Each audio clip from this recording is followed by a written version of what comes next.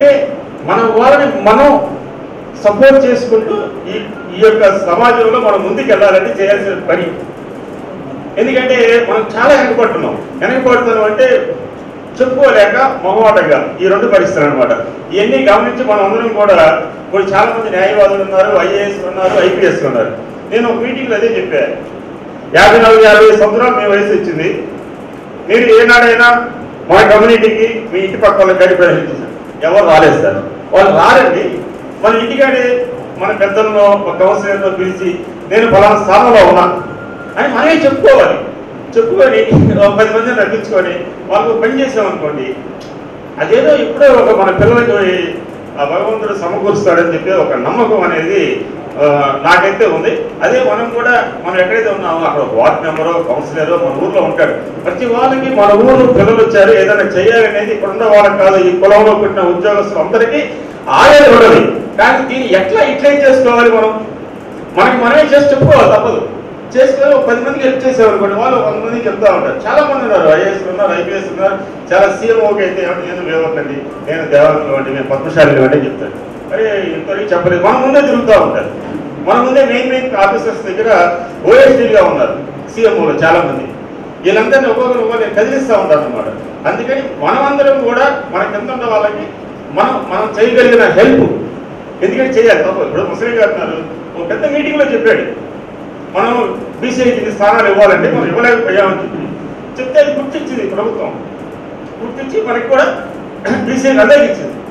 మనం సహా డీటెయిల్స్తో సహా ఎవరు ఎంతమందికి బీసీలకు ఇచ్చారు, మనం ఎందుకు ఇలా 60-61 స్థానాల్లో అయ్యాము, మనం డెవలప్ కావాలంటే ఏం చేయాలి, అంత మేధాశక్తి సంపన్నులు అవర్ ముసలి గారు. మరి ఈరోజు ఆయన మరి బీసీ మెంబర్గా ఉండడం కూడా మనందరికి కూడా చాలా గర్వకారణం. అట్లానే కన్నా మాస్టర్ గారికి రాష్ట్రంలో పద్మశాలిగా అవ్వచ్చు, దేవాంగులు అవ్వచ్చు, చేనేత వర్గాలు ఎవరు ఎక్కడ ఉన్నారనేది ఇక్కడ ఉన్నవారి అందరికి కూడా ఆయనకి కన్నా మాస్టర్ గారికి బాగా తెలుసు. మరి అట్లానే జేవి నాగేశ్వరరావు గారు కూడా మరి తెలుగుదేశం పార్టీలో పనిచేస్తూ కూడా మన పద్మశాలి కుల సంఘాల్లో పనిచేస్తూ ఉన్నారు. ఆయనకు కూడా రాష్ట్రంలో మన వేవర్స్ కమ్యూనిటీస్ ఎక్కడెక్కడ ఉన్నారు, ఏ పార్టీలో ఉన్నారు ఆయనకి తెలుసు. అట్లానే మన జింకా విజయలక్ష్మి గారు కూడా 2014 అంత ముందు నుంచి కూడా పార్టీలో బాగా సేవ చేస్తూ వేల్పల్లి మన వేవర్స్ మహిళల్ని కూడా అరెస్ట్ చేసినప్పుడు ఆమె సొంత ఖర్చులతో వాళ్ళకి బెయిల్స్ కానీ అట్లా పార్టీలో చాలా కష్టపడి జగన్మోహన్ రెడ్డి గారికి బాగా దగ్గరగా ఉన్నటువంటి వ్యక్తి విజయలక్ష్మి గారు. అట్లానే నేను కూడా రాష్ట్ర చేనేత విభాగం అధ్యక్షుడిగా 2014 నుంచి రాష్ట్రం మొత్తం కూడా జగన్ సార్తో పాదయాత్రలో చేస్తూ మన చేనేతలు అంటే పద్మశాలి కాదు, మన చేనేతలు రకరకాల సబ్ క్యాస్ట్లో ఉన్నాం. వీళ్ళందరూ ఎక్కడెక్కడైతే ఏ ఇబ్బందులు అయితే ఉన్నారు అవన్నీ గమనించి 24,000 రూపాయలు నేతన్న నేస్తం ఇప్పించడం కానివ్వండి. అట్లానే రాష్ట్రంలో ఏ సామాజిక వర్గానికి లేనటువంటి కార్పొరేషన్లు 4 కార్పొరేషన్లు మనకు రావటం, పద్మశాలి, దేవాంగ, తొగటవీర, గుర్మి, దేవాంగ 4 కార్పొరేషన్లో మనకి ఇవ్వడం జరిగింది.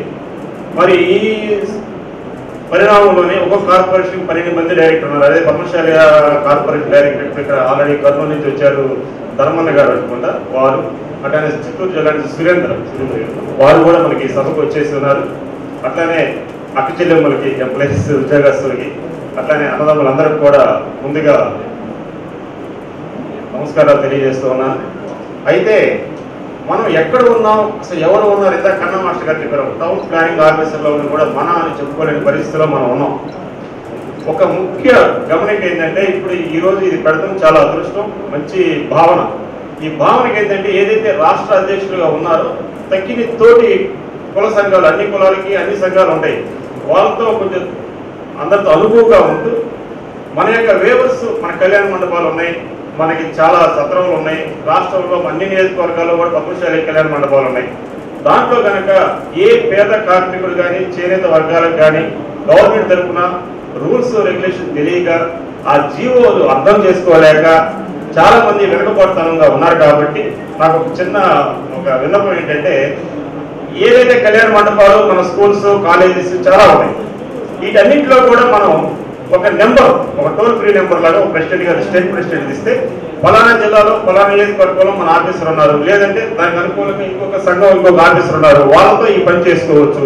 లేదా ఇంకొకరు మనలో చిన్న మనస్తత్వం ఏంటంటే మన వాళ్ళు ఉండి కూడా మనకి ఈ పని చేయలేకపోయారు అని ఒక భావన కూడా కలుగుతుంటది.